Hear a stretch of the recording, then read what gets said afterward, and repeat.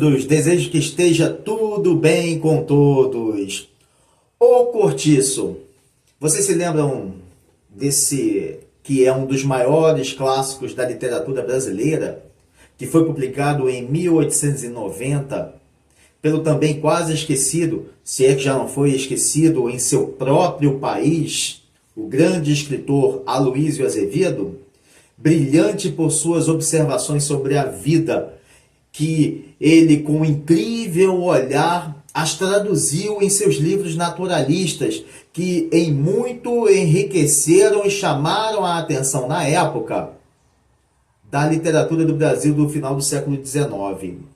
Um dos pilares do naturalismo no Brasil, O Cortiço tornou-se um célebre texto a alinhavar retalhos detalhados das vidas das pessoas, que moravam nos cortiços do Rio de Janeiro no final do século XIX, as primeiras favelizações, logo após a abolição da escravatura em 1888 e do consequente golpe da República no ano seguinte.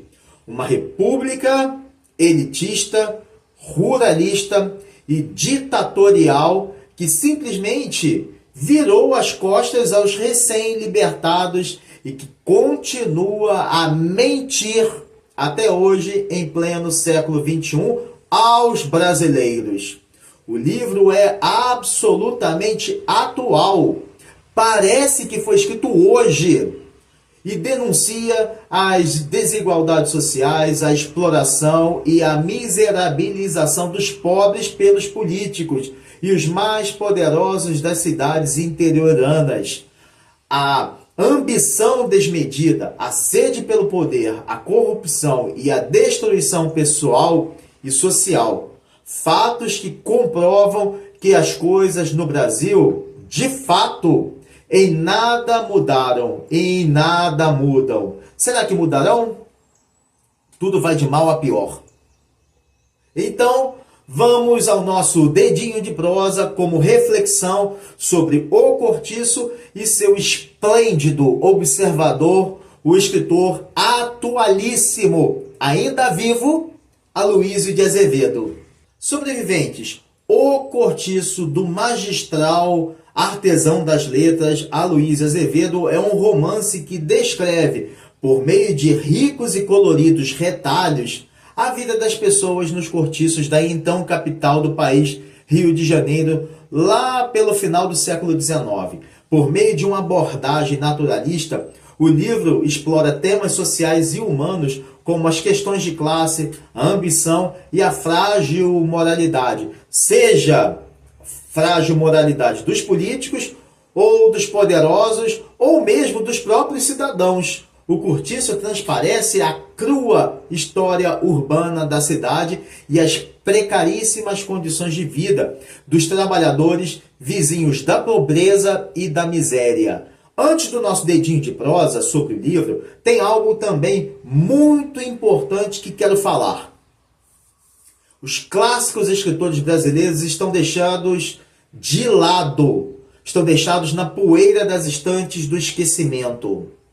É imprescindível falar sobre eles e ler seus tapetes mágicos para as novas gerações. Um povo sem memória, que não valoriza os seus escritores, os verdadeiros influencers, esses sim, os verdadeiros influencers, ao lado dos pais e dos professores. Um país também não valoriza seus professores, pode-se esperar o que dele? Que não se educa, não progride, não avança, não compete de forma tecnológica e profissionalmente no mundo, não tem um governo no mínimo decente. Quem é que lê Machado de Assis? Quem lê Aloysio Azevedo? Quem lê Euclides da Cunha? Quem lê Carlos Drummond? Quem lê Cecília Meirelles?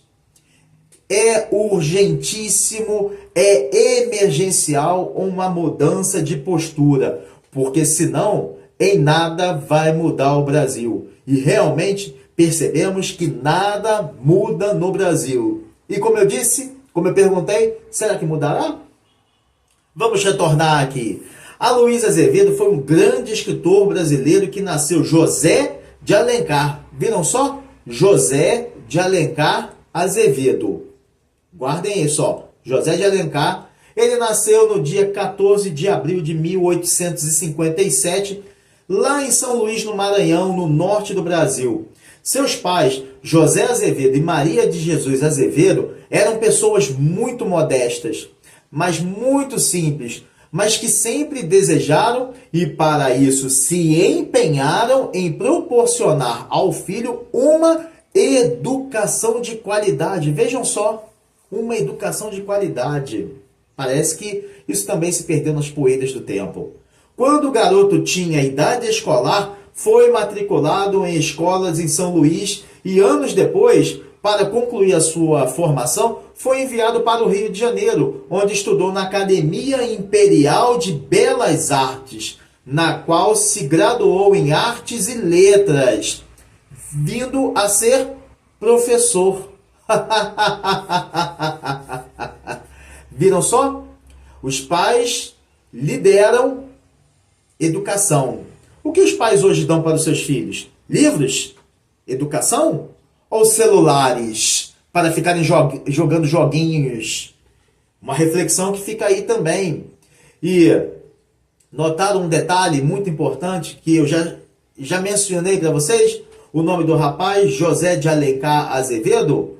Ao saber dos posicionamentos políticos escravocratas do famoso escritor cearense de Iracema e o Guarani, entre outras obras, ele resolveu trocar o seu nome para Aloysio, a fim de não ter nenhuma lembrança do outro escritor, do escritor José de Alencar, que defendia a escravidão. Então ele não queria ter lembranças deste sujeito em seu próprio nome. Já no Rio de Janeiro, Aloysio Azevedo, que logo brilharia na constelação dos principais escritores, não apenas do naturalismo ou do realismo, mas da literatura brasileira, trabalhou como jornalista e tradutor antes de se dedicar em tempo exclusivo de corpo e alma à literatura. Seu primeiro livro, O Matrimônio de Nélia, veio a público em 1877 e ficou entre algumas publicações em jornais e revistas, até que 7 anos depois, o famosíssimo Casa de Pensão, de 1884, encerrou o Silêncio dos Inocentes. Em 1890, foi a vez de As Páginas, O Cortiço, prenderem a atenção dos leitores até a publicação de A Medéia, em 1903. Absolutamente amante das artes e da cultura, seria então natural que Aloysio Azevedo se casasse com alguém que também nutrisse tais sentimentos. Por isso, Aloysio casou-se com a cantora lírica e professora de canto Emília Lúcia Azevedo, com quem teve 3 filhos, José, Raul e Otávio. Além de escritor, Azevedo trabalhou como cônsul em diversos países como Estados Unidos e Argentina. Essa experiência como diplomata, ao lado de sua formação artística, influenciou profundamente seu estilo literário pela visão de mundo humanística sobre os problemas da sociedade. Seus últimos anos de vida, Aloysio Azevedo sofreu problemas de saúde que afetaram sua capacidade de trabalhar até seu capítulo final ser escrito no dia 21 de janeiro de 1913, no Rio de Janeiro. Vocês me ouviram falar do naturalismo, mas o que foi essa corrente de estilo literária? O movimento naturalista buscava retratar a realidade com um enfoque, com um foco, com uma visão científica e determinista, altamente influenciado, o naturalismo, pelos avanços da ciência e pela teoria da evolução de Sir Charles Darwin. No Brasil, o naturalismo também refletia a influência do meio ambiente e da hereditariedade sobre o comportamento humano. Nesse vértice, a sociedade brasileira do século XIX produziu excelentes, como eu posso dizer, partículas para o laboratório, não só de Aloísio Azevedo, mas também de outros escritores cientistas. Quando o Cortiço foi escrito, o Brasil passava por profundas transformações sociais e políticas, graves. O país havia acabado de abolir a escravidão em 1888. Portanto, os ruralistas escravocratas perderam mão de obra escrava em suas lavouras e ainda havia a ameaça da industrialização por diversos empresários liderados pelo Barão de Mauá, que vislumbravam um futuro progressista para o Brasil, apoiados por Dom Pedro II, por Sua Majestade Dom Pedro II. Os reacionários e descontentes ruralistas, a boca miúda, planejaram então o golpe da República, que ocorreu em 1889. A transição do Império para a República foi absurdamente traumática. Na época da abolição da escravidão, em 13 de maio de 1888, com a Lei Áurea, assinada pela princesa Isabel, seu pai, Dom Pedro II, estava na França, estava em Paris, exatamente para ela conseguir assinar a Lei Áurea, pois ninguém poderia supor, olha que estratégia interessante, inteligentíssima de Sua Majestade.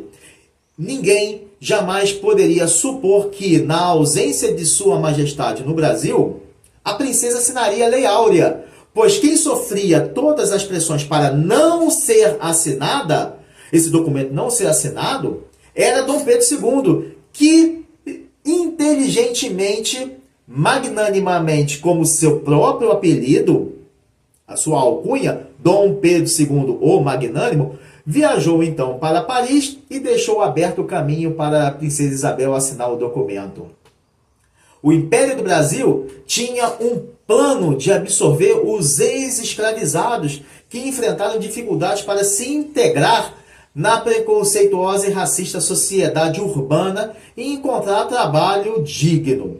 Dom Pedro II, então muito preocupado com as profundas mudanças sociais e econômicas que ferviam com os novos desafios para a sociedade, deu menos atenção, então, aos ruralistas que, ainda que lhes tivesse destinado subsídios para contratar mão de obras estrangeiras, sobretudo dos italianos e alemães, que viviam em seus países situações políticas muito graves também, os fazendeiros não queriam gastar o dinheiro com os trabalhadores, até porque, então, eles jamais haviam empregado um níquel sequer em suas propriedades com trabalhadores. Eles nunca haviam gastado. Então, eles queriam embolsar, na realidade, todo o subsídio destinado pela coroa, por Dom Pedro II. E esse fato de Dom Pedro II ter virado as costas para os ruralistas escravocratas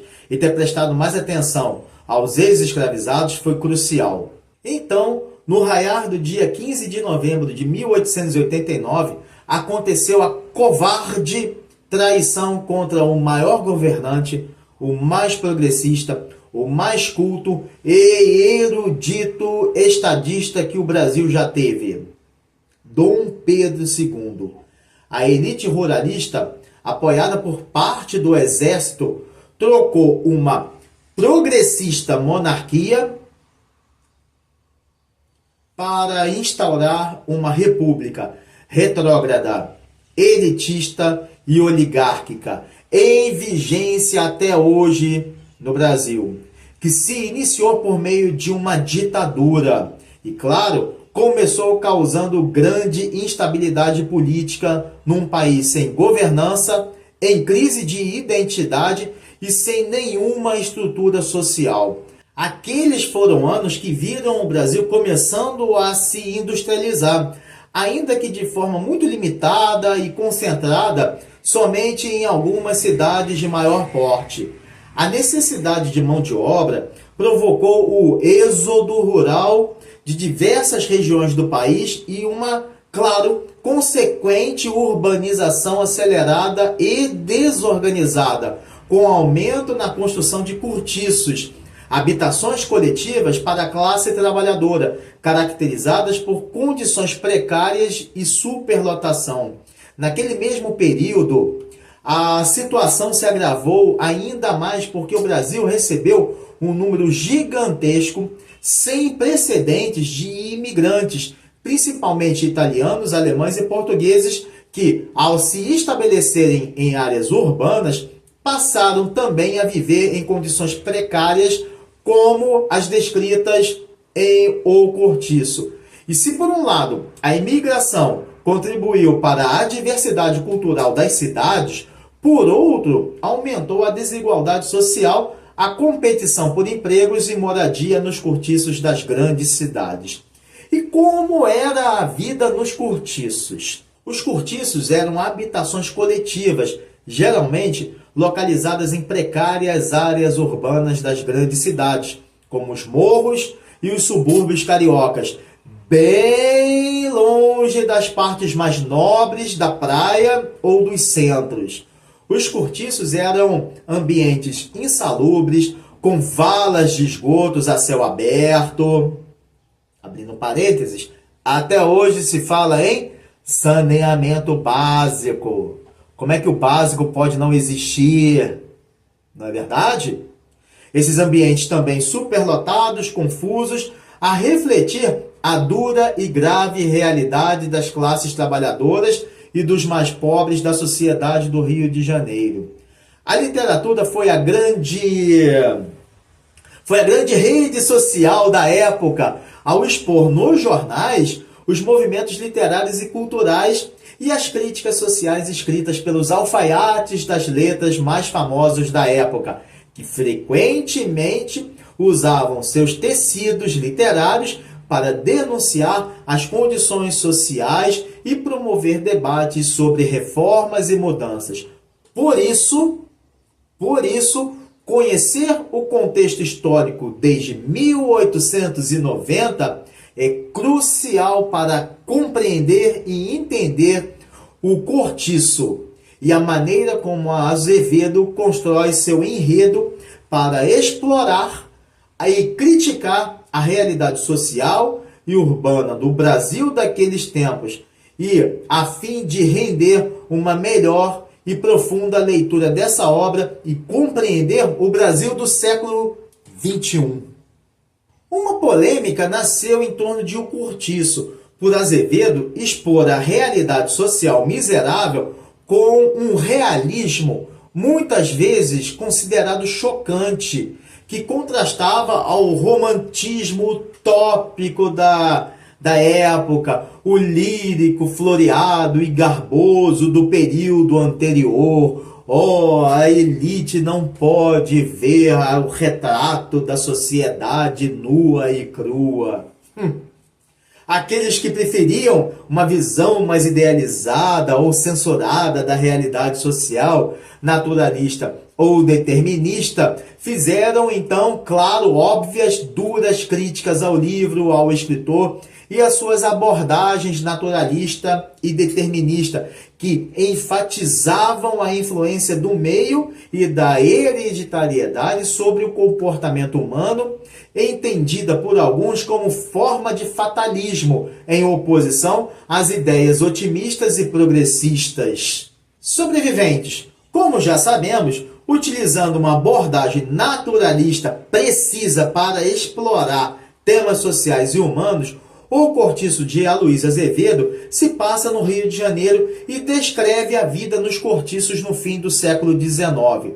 O alfaiate das letras começa apresentando o ambiente do cortiço, um prédio velho e mal conservado onde vivem várias famílias pobres e a vida pessoal de seus moradores de várias regiões do Brasil e até imigrantes, entre eles João Romão, um português ambicioso e o dono do cortiço, com uma personalidade e trajetória de vida e suas aspirações de enriquecer a qualquer custo. Certo dia, uma mulher pobre e atraente, chamada Bertoleza, chega ao cortiço causando uma série de situações, incluindo um romance com o próprio João Romão. Não tarda para que os conflitos entre os moradores do cortiço comecem a brotar. Relações de amizade, rivalidades, as dinâmicas de poder e desejo dentro do cortiço. Algumas transformações pessoais e estruturais do cortiço ocorrem de maneira que afetam os moradores e a forma como suas vidas são impactadas, o que provoca ainda muito mais tensões devido à transformação daquele ambiente. Para o final, o grande tecelão das letras alinhavou retalhos que fornecem a paisagem de uma visão crítica sobre a natureza humana e social, mantendo a perspectiva naturalista, como o ambiente e a hereditariedade influenciam o comportamento das personagens. Sem dúvida, o Cortiço é um retrato nítido e crítico da sociedade carioca do final do século XIX. Mais parênteses, que pode até se estender a cidades pequenas, médias e grandes e suas instituições em pleno século atual, em pleno século XXI. Além também de abordar questões de classe, ambição e moralidade, o Cortiço deixou um legado significativo e de relevante influência na cultura brasileira, que continua a ser estudado em escolas e universidades do país sobre a sociedade brasileira. Na cultura? Como assim? Vejam o samba. Onde o samba nasceu? Onde o samba nasceu? Está aí a resposta. Sobreviventes, esse foi o nosso dedinho de prosa, impactante e reflexivo, sobre um dos mais geniais alfaiates das letras da literatura brasileira, Aloísio Azevedo, cujas obras continuam a ser estudadas e apreciadas por sua abordagem inovadora e crítica da sociedade de sua época, que não era tão diferente dos dias atuais, e também de sua indelével contribuição pela construção do retalho detalhado das condições sociais e urbanas do Brasil em O Cortiço, adaptado em 2006 para uma minissérie da TV Globo, uma obra ainda hoje e especialmente hoje que merece atenção por ser uma leitura indispensável a todas as idades. Bem, isso é tudo, pessoal. Desejo saúde, paz, harmonia, leveza na vida e uma semana de presença divina a todos. Um forte abraço e valeu!